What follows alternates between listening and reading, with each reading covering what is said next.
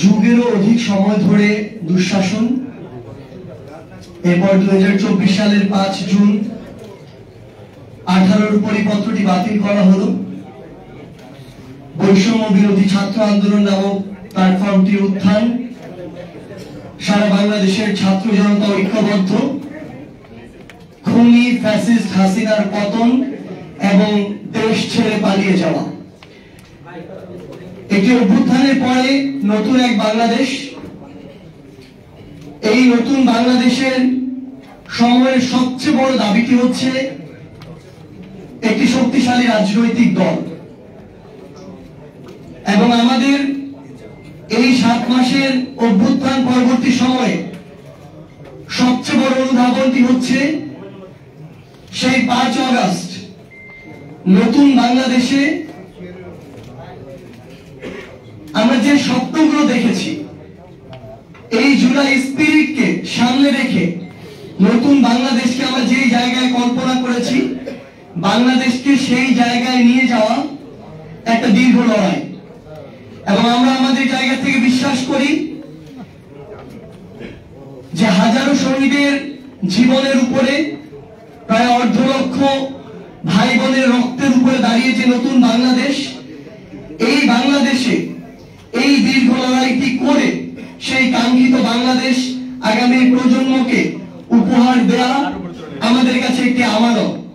এবং আমরা আমাদের এই লড়াইটি করে যেতে চাই। সেই লড়াইকে সামনে রেখে বৈষম্য বিরোধী ছাত্র আন্দোলন এবং জাতীয় নাগরিক কমিটি ঐক্যবদ্ধভাবে নতুন একটি রাজনৈতিক দলের আত্মপ্রকাশ করতে যাচ্ছে। দেশ জুড়ে তোলপাড় ওয়ালটন ফ্রিজ কিনে আপনিও হয়ে যেতে পারেন মিলেনিয়ার। আগামী 28 ফেব্রুয়ারি বিকাল 3টায় আত্মপ্রকাশ করতে যাচ্ছি। আমরা আমাদের এই আত্মপ্রকাশের যে শপথ, সেই শপথটি এই বাংলাদেশের 18 কোটি মানুষের আশা আকাঙ্ক্ষার যে প্রতীক, ওই জাতীয় সংসদ, সেই জাতীয় সংসদকে সামনে রেখে এই শপথটি করতে চাই। কারণ বিগত যুগের পর যুগ ধরে ওই জাতীয় সংসদটিকে এই দেশের মানুষের আশা আকাঙ্ক্ষা বাস্তবায়নের ক্ষেত্র না বানিয়ে বরং ব্যক্তিগত, গোষ্ঠীগত, দলীয় স্বার্থ উদ্ধারের, ব্যক্তিগত, গোষ্ঠীগত, দলীয় পলিসি মেকিং এর জায়গা বানিয়ে রাখা হয়েছিল। সেখানে জাতীয় আশা আকাঙ্ক্ষার প্রতিফলন হওয়ার কথা, সেই জায়গাটিকে স্বৈরাচারের উৎপাদন ক্ষেত্র বানিয়ে রাখা হয়েছিল। তাই আমরা বাংলাদেশের ছাত্র জনতাকে সামনে রেখে, ওই জাতীয় সংসদকে সামনে রেখে আগামী বাংলাদেশের নতুন যে রাজনৈতিক দলটি হতে যাচ্ছে, সেই রাজনৈতিক দলের আত্মপ্রকাশ করতে যাচ্ছি। এবং আমরা এই শপথ দিয়ে, এই কমিটমেন্ট নিয়ে শুধু একটি কথাই বলতে চাই যে হাজারো শহীদের রক্তের উপরে, হাজারো রক্তাক্ত লাশের উপরে যে নতুন বাংলাদেশ এসেছে, এই নতুন বাংলাদেশে আমরা যে রাজনৈতিক দলটি করতে যাচ্ছি, এখানে ব্যক্তি স্বার্থ, গোষ্ঠী স্বার্থ, দলীয় স্বার্থের ঊর্ধ্বে বাংলাদেশের মানুষের স্বার্থ, বাংলাদেশের স্বার্থ প্রাধান্য পাবে। এবং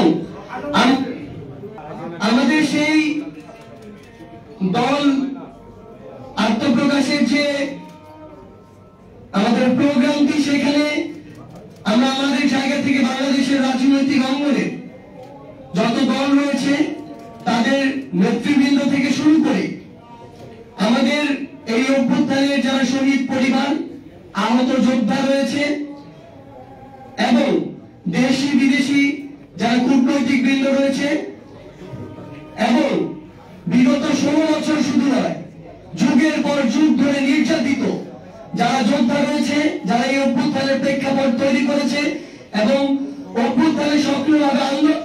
অভ্যুত্থানের এই আন্দোলনে সক্রিয়ভাবে অংশগ্রহণ করেছে, সকল ছাত্র জনতা এবং আমাদের যে প্রবাসী ভাইরা এই অভ্যুত্থানে অন্যতম গুরুত্বপূর্ণ ভূমিকা পালন করেছে, তাদের প্রতিনিধি থেকে শুরু করে বাংলাদেশের সকল অংশীদারিত্ব আমাদের আমাদের যত জাতিগোষ্ঠী রয়েছে, বিভিন্ন ধর্মীয় থেকে শুরু করে আমাদের ক্ষুদ্র নৃগোষ্ঠী থেকে শুরু করে যারাই রয়েছে, সকলের সেখানে অংশগ্রহণ থাকবে।